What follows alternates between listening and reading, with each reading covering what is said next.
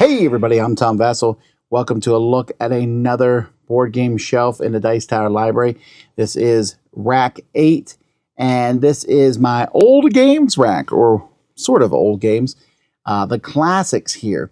And so you can see, if we start here at the very top on this side over here, are some of the old Alea games. Some of these are fantastic. You see, for example, the one that most people know, Puerto Rico there in the middle. But there's the castles of Burgundy, the castles of Tuscany, Carpe Diem, Broom Service, Bora Bora, In the Year of the Dragon, and Notre Dame. So those are sort of the classics in that line. I guess Las Vegas is in that line. It's confusing. They used to be numbered, and some of them still are. If you look above In the Year of the Dragon, you'll see it's number 12. Notre Dame's number 11. Not all of them are good. There's some pretty terrible ones in the line, but these are the best ones. Some of them have been updated. There's a new line. You can see Castle Burgundy is 2. Wasn't originally 2. Just stop numbering games, folks. And next to that is Bruges. I know Queen remade it, but Bruges is the better version. And then other games sort of in this line. We got some Feld games, from Bonfire to Trajan to Luna. And then the classic Stone Age. I had multiple versions of Stone Age, but the Stone Age Anniversary, the winter one, is, I think, just a nicer version. And then The Colonists, which is a great game from Mayfair. It's way too long, frankly, but there's still some juicy stuff there. Someone needs to remake that game. So that's the top shelf. Then we go down to the next shelf here, and we have Manhattan on the side here, which is a great city skyscraper building game.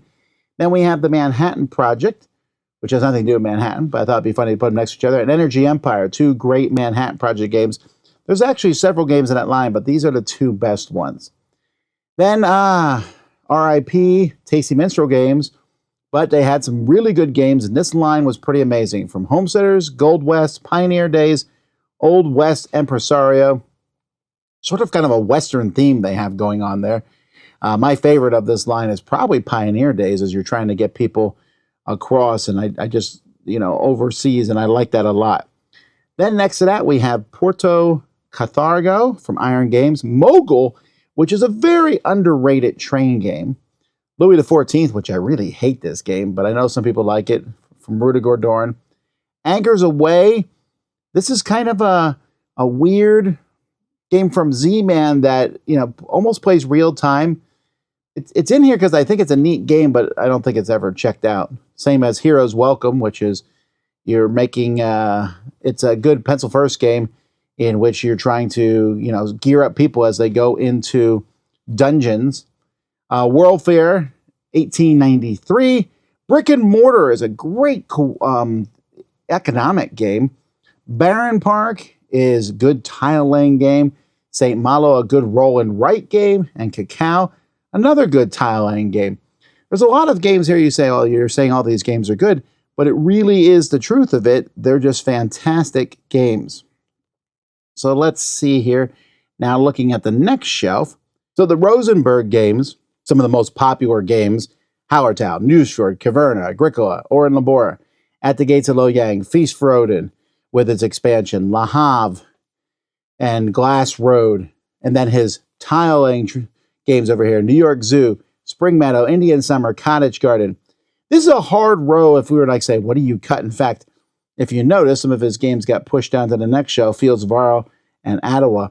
So it's kind of hard to decide what to cut. Now, some people don't like the tile line games. They're obviously the least popular. New York Zoo is the most popular of those. Glass Road has sort of been replaced with his newest one, which is on our new shelves. But Caverna Agricola, is about to be remade from Awakened Realms. This is just really solid stuff. This is a shelf any designer would be proud to have made. Then moving down to the next shelf, you see just a bunch of stuff. Alexander Pfister's Expedition of Newdale, Carson City, Raiatea, that's a hard one to say. That is a really cool worker placement game that most people don't know about. Then the key games from Richard Breese. And this was a tough one as to which of these to keep, because I got to fill the whole shelf with these. Cathedral is my personal favorite.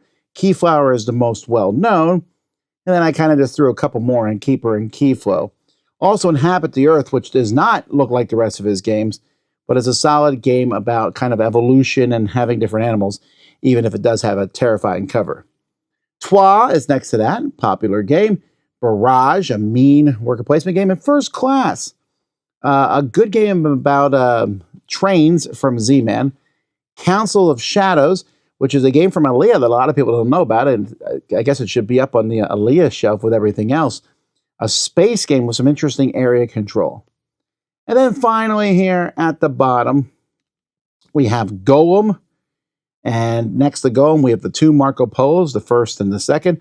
Firenze, which is a fun tower building game that I highly recommend. Crown of Amara, which for a while was really hot and still is a very good game.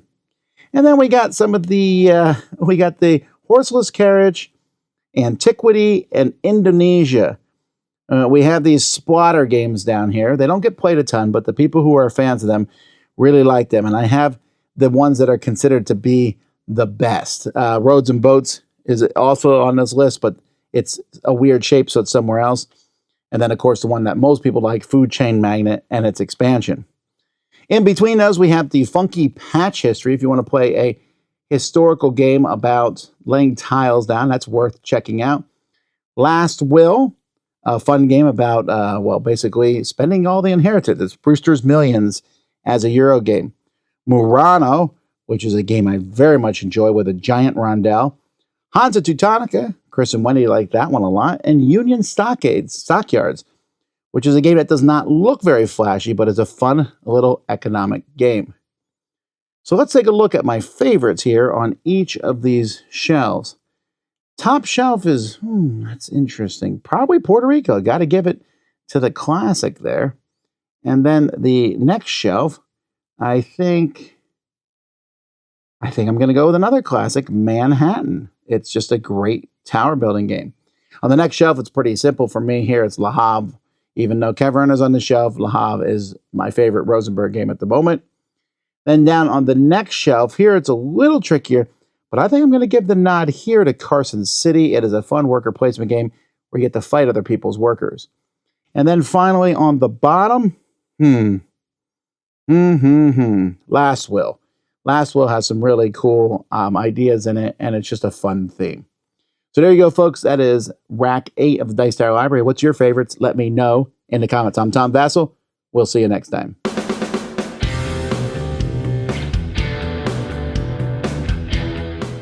Hey, folks. Thanks for watching another one of our videos. If you like our videos, if you like our channel, you would love to game with us at one of our conventions. Check out Dice Tower Cruise, Dice Tower East, and Dice Tower West. Fantastic conventions where we play games with wonderful people, a humongous library, and lots of other events and stuff. Also, don't forget to check out our channel, like and subscribe. I'm Tom Vasel.